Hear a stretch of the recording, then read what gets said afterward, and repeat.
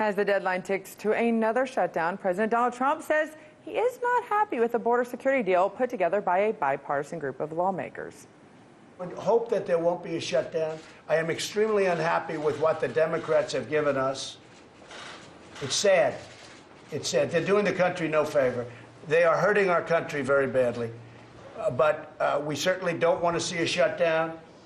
But you'll be hearing fairly soon. It comes just after Trump held a rally in the Texas border town of El Paso last night. A rally that was met by another rally by former Congressman Beto O'Rourke, who insists it is not a sign of a presidential run. So are we any closer to solving this? I doubt it. But I want to bring in our panel, civil rights attorney Robert Patillo and Julio Rivera, editorial director of Reactionary Times. Thanks for joining us, gentlemen. Thanks, Scotty. Thank you so much. Okay, so Julio, the president said today that he is extremely unhappy with the deal in principle to avert another shutdown. But is the president just going to agree to it because he doesn't want to take the backlash of another shutdown on his watch? Or is he going to say, you know what, this isn't good enough, I need you guys to work harder, or I'm just to declare an emergency declaration of emergency?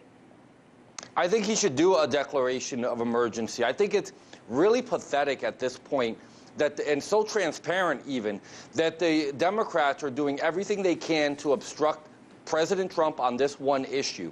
We're talking about the amount of money that we're talking about is less than 1/10 of 1% of the total federal budget, and it would save us over $100 billion in the long run if we did put the clamps on this unrestrained illegal immigration.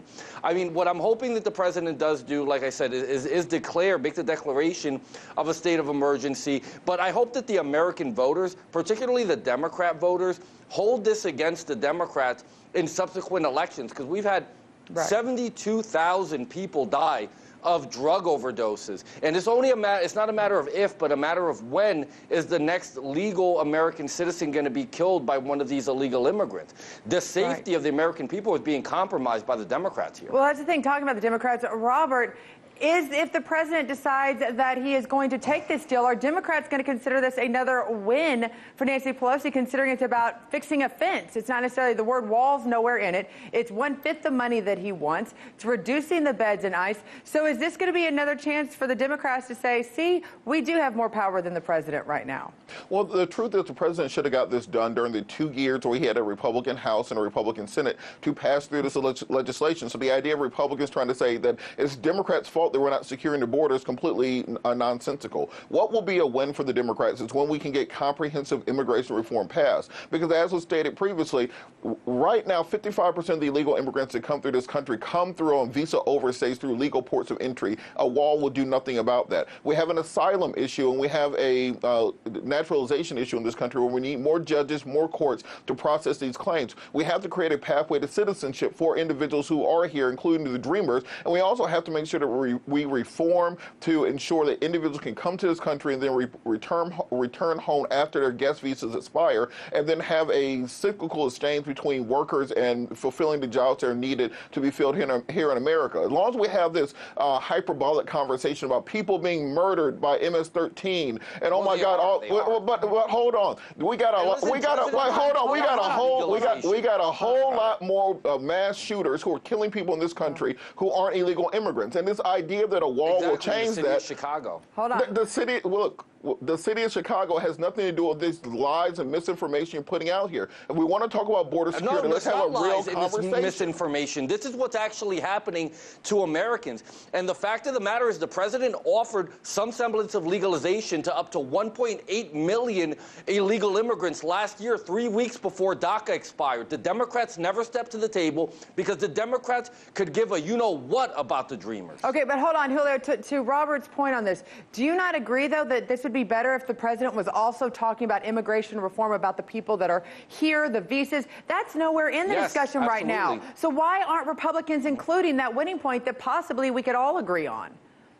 Exactly. I would love to see that, because the truth of the matter is, yes, a large percentage of the illegals in our country now are visa overstays. I don't necessarily agree that it's the number that was presented by Robert there, because I think that the number has grown exponentially. The number that everybody keeps quoting is the Pew Institute for Research's number of 11 million illegals in our country, which is from about 6 years ago. Nobody, I think, at this point, or I think we can all agree that it's a lot more than 11 million at this point, because of the tens of thousands of people that are coming through the southern border on a regular basis. Okay, well, before I let you two go, I've got to talk about what happened last night in El Paso, Texas. Robert, the president did hold a campaign-style event in El Paso, Texas, and said it didn't matter what the deal would be, there would be a wall. Yet that's not in this deal, by the way, if you missed that point. So do you think the president is headed towards a national emergency? And how did the optics work last night for the Democrats? Was it smart in holding a competing rally in the same town and place that President Trump had a rally in? Is this going to be what the future looks like? Well, 2 points. It never makes sense to hold a rally against President Trump unless you're Michelle Obama. Nobody else can draw like President Trump can. Let's give him credit for that.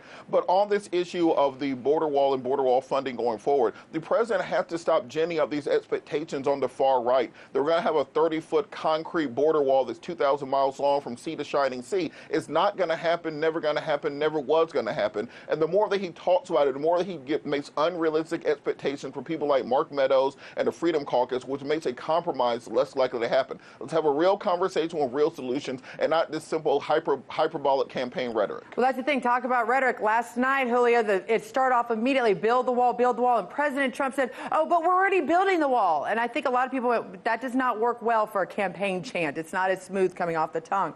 That being said, are Republicans going to be happy if there is not a wall built by this president?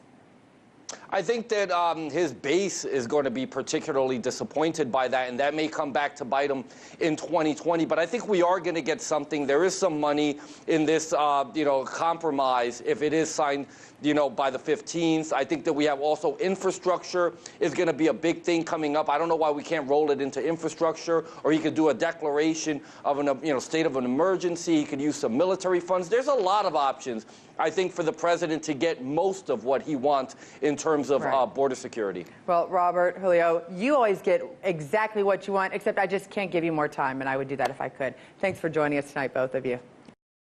Hey YouTube, thanks for checking out our channel. We hope you enjoyed the video. We have tons of content for you just like this. For more of RT America's one-of-a-kind news and analysis, be sure to subscribe and never stop questioning more.